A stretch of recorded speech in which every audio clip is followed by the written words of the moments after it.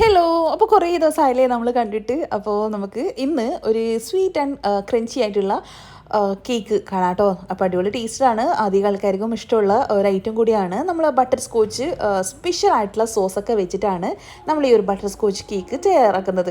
അപ്പോൾ അതിൻ്റെ റെസിപ്പിയൊക്കെ ഞാൻ ഓൾറെഡി വീഡിയോ പോസ്റ്റ് ചെയ്യാൻ വേണ്ടിയിട്ട് എഡിറ്റ് ചെയ്ത് പകുതി വെച്ചിട്ടുണ്ട്. പിന്നെ ഒരു തവണ ഞാൻ വീഡിയോ ഇട്ടിട്ടുണ്ടായിരുന്നു.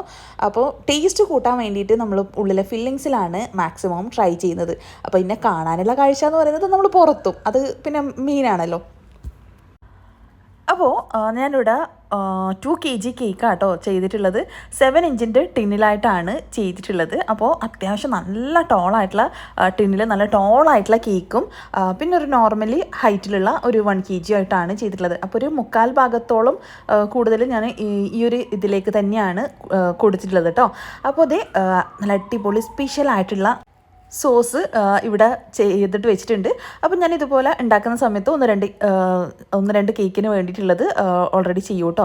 അപ്പം ഞാൻ ഈ അളവും കാര്യങ്ങളൊക്കെ പറയുന്ന സമയത്ത് നിങ്ങൾക്ക് കേക്ക് എത്രയാണോ വേണ്ട അതിനനുസരിച്ചിട്ട് അളവ് മാറ്റിയാൽ മതിയേ. അതൊക്കെ ഞാൻ കറക്റ്റായിട്ട് ഞാൻ പറഞ്ഞുതരും കേട്ടോ അതിൻ്റെ റെസിപ്പി പറയുന്ന സമയത്ത്. അപ്പോൾ ഇതേ നമ്മുടെ ബട്ടർ സ്കോച്ചിൻ്റെ മിക്സൊക്കെ വെച്ചിട്ടുള്ള ആ ഒരു ക്രീം സ്പ്രെഡ് ചെയ്തു. അപ്പോൾ ഇങ്ങനെ എന്തിനാണ് ക്രീം കൊടുക്കുന്നതെന്ന് ചോദിച്ചിട്ടുണ്ട് പല ആൾക്കാരും. അപ്പോൾ ഇതെന്തിനാണ് ചെയ്യുന്നതെന്ന് വെച്ചാൽ നമ്മൾ കേക്ക് തെന്നിപ്പോവാതിരിക്കാൻ, ട്രാവലിംഗ് ടൈമിൽ അങ്ങനെ നമ്മുടെ കേക്ക് ബേസിൽ നിന്നും കേക്ക് സ്ലിപ്പായി പോവാതിരിക്കാൻ വേണ്ടിയിട്ടാണ് കേട്ടോ. അപ്പോൾ സിറപ്പ് വെച്ചിട്ട് ഒന്ന് വെറ്റ് ചെയ്ത് കൊടുത്തിട്ട് ക്രീം സ്പ്രെഡ് ചെയ്ത് ഉള്ളിലെ ഫില്ലിങ്സ് നിങ്ങൾക്ക് കാണുന്ന സമയത്ത് മനസ്സിലാവും. പിന്നെ പല കേക്ക്സും കസ്റ്റമേഴ്സ് ഇപ്പം ഒരു 2 മണിക്കൂർ കൊണ്ട് കേക്ക് ഉണ്ടാക്കി തരുമോ, 1 മണിക്കൂർ കൊണ്ട് കേക്ക് ഉണ്ടാക്കി തരുമോ, അല്ലെങ്കിൽ എല്ലാം ആദ്യമേ അറിയാം, ഇത്ര ഡേറ്റിനാണ് ബർത്ത്ഡേ, ഇത്ര ഡേറ്റിനാണ് ആനിവേഴ്സറി എന്നൊക്കെ അറിയാം. എങ്കിലും നമ്മൾ ഇതിങ്ങനെ പെട്ടെന്ന് വിളിച്ച് പറഞ്ഞാലും ചെയ്ത് തരൂ എന്നുള്ളൊരു കോൺഫിഡൻസ് ഉണ്ടല്ലോ, അത് ചില സമയത്ത് ചില കസ്റ്റമേഴ്സിന് ഓവർ കോൺഫിഡൻസ് ആയിട്ട് എനിക്ക് തോന്നാറുണ്ട് കേട്ടോ. പല ആൾക്കാരും ഓർമ്മ ഇല്ല എന്നാണ് പറയൽ, പെട്ടെന്ന് മറന്നുപോയി, ഓർഡർ ചെയ്യാൻ വേണ്ടിയിട്ട് നേരത്തെ കാലത്തെ പറയാൻ വിട്ടുപോയി. അപ്പോൾ അതുപോലെ ഒരു കസ്റ്റമറാട്ടോ പെട്ടെന്ന് വിളിച്ചിട്ട് എന്നോട് പറഞ്ഞു ഒരു കേക്ക് വേണം, നോർമലി ഫ്ലവേഴ്സും കാര്യങ്ങളൊന്നും വേണ്ട, സിമ്പിളായിട്ടുള്ള ഡിസൈൻസ് മതി എന്ന് പറഞ്ഞു. അപ്പോൾ പിന്നെ അതിന് ശേഷം ഞാൻ ചോദിച്ച സമയത്ത് പെൺകുട്ടിയാണ്. അപ്പോൾ ഫോട്ടോ പ്രിൻറ്റിൻ്റെ കേക്ക് എന്ന് പറഞ്ഞു. പിന്നെ ഞാൻ കയ്യിലുള്ള ഫോട്ടോ പ്രിൻറ്റ് വെച്ചിട്ട് ചെയ്ത് തരാൻ നോക്കട്ടെ, ട്രൈ ചെയ്യാം. കാരണം നമുക്ക് ഫോട്ടോ പ്രിൻ്റ് ഒന്നും എടുക്കാനുള്ള ടൈമോ കാര്യങ്ങളോ ഇല്ല. ഇങ്ങനെ പെട്ടെന്ന് കേക്കിനൊക്കെ പറയുമ്പോൾ ഫോട്ടോ പ്രിൻറ്റിന് ടൈം വേണ്ടേ. അപ്പോൾ അത് എഡിറ്റ് ചെയ്ത് നമ്മൾ ഫോട്ടോ ഓരോന്ന് ഡൗൺലോഡ് ചെയ്ത് അത് അയച്ചു കൊടുത്ത് എന്നിട്ട് അത് പ്രിൻറ്റ് ചെയ്ത് അത് വാങ്ങാൻ പോയി, അങ്ങനെയൊക്കെ പണിയില്ലേ. അപ്പോൾ ഇത് ഞാൻ പറഞ്ഞു കയ്യിൽ കുറച്ച് ഫോട്ടോ പ്രിൻറ്റ്സ് ഉണ്ട്. കാരണം ഞാൻ ഓൾറെഡി അത്യാവശ്യം ഒരു 800,000 തന്നെ ഫോട്ടോ പ്രിൻ്റ് എടുത്ത് വെച്ചിട്ടുണ്ടായിരുന്നു. അതിൽ കുറച്ചെണ്ണം ബാക്കിയുള്ളതിലുള്ള ഫോട്ടോ പ്രിൻ്റ് ആട്ടോ. അപ്പോൾ അത് ഞാൻ നോക്കട്ടെ, കറക്റ്റ് ഞാൻ വിചാരിച്ച പോലെ എന്തെങ്കിലുമൊക്കെ ചെയ്യാൻ പറ്റുമോ നോക്കട്ടെ, എൻ്റെ കയ്യിലുള്ളത് വെച്ച് ഞാൻ പിടിച്ച് ഒപ്പിച്ച് തരാമെന്ന് പറഞ്ഞു. അപ്പോൾ അവർ പറഞ്ഞു നീ ഒപ്പിച്ച് എങ്ങനെയെങ്കിലും ആയിട്ട് നീ സെറ്റാക്ക്, നീ എന്തായാലും അത് സെറ്റാക്കുമല്ലോ എന്നുള്ള രീതിയിൽ അവർ പറഞ്ഞപ്പോൾ ഞാൻ ഓക്കെ ഒന്നും നോക്കിയില്ല, സെറ്റാക്കാമെന്ന് വിചാരിച്ചു. അപ്പോൾ നമ്മൾ കേക്ക് ഐസിങ് ഒക്കെ ചെയ്ത് ക്രം കോട്ടൊക്കെ ചെയ്ത് ഒന്ന് സെറ്റാക്കിയിട്ട് സെക്കൻഡ് ഐസിങ്ങും വൈറ്റ് ക്രീമിൽ തന്നെ ആട്ടോ കൊടുത്തിട്ടുള്ളത്. അപ്പോൾ ഇതിനെ ഞാൻ കുറച്ച് അതായത് ഇതുപോലുള്ള വേലികൾ, പിന്നെ 2 ഇതുപോലെയുള്ള ഗേൾസിൻ്റെ ഫോട്ടോ പ്രിൻറ്റ്, കുറച്ച് മരത്തിൻ്റെത്, പിന്നെ കുറച്ച് അങ്ങനെ അല്ലറ ചില കാര്യങ്ങളുണ്ട്. അപ്പോൾ ഞാൻ വിചാരിച്ചു ഇത് വെച്ചിട്ട് എന്താ ഒരു തീം ഉണ്ടാക്കുക, ഒരു ജസ്റ്റ് ഒരു കുഞ്ഞ് തീമെങ്കിലും വേണ്ടേ.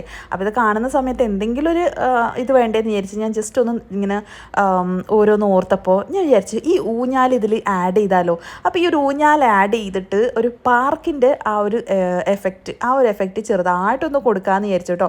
അപ്പോൾ അതിൻ്റെ ആ ഒരു പുല്ലിൻ്റെ എഫക്റ്റൊക്കെ ഇതാ ഇവിടെ കൊടുത്തിട്ടുണ്ട്.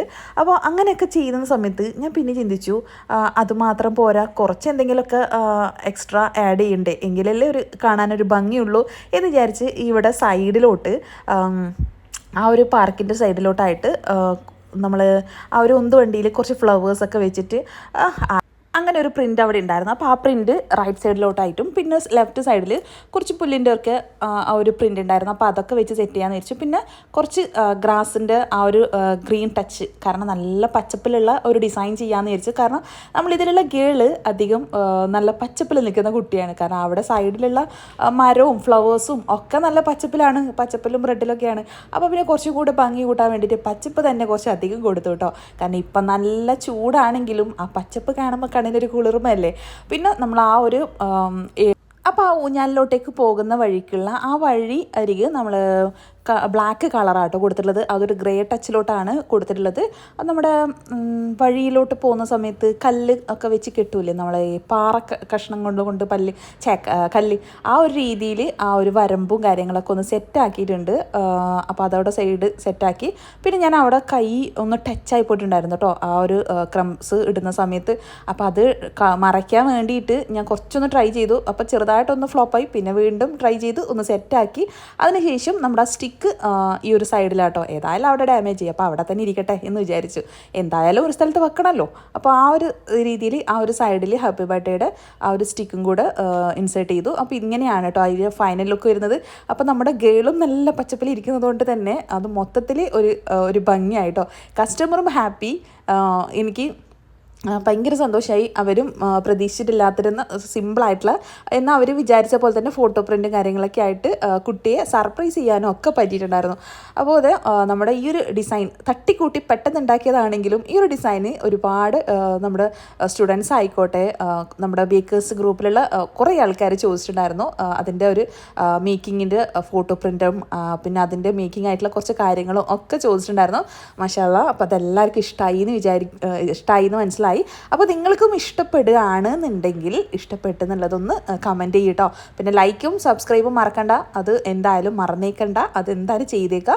പിന്നെ ഇതാണ് കേട്ടോ നമ്മുടെ ലോഗോ. കുറച്ച് ആൾക്കാർ ചോദിച്ചിട്ടുണ്ടായിരുന്നു, അതിൻ്റെ ഡീറ്റെയിൽസ് നെക്സ്റ്റ് കാണാം.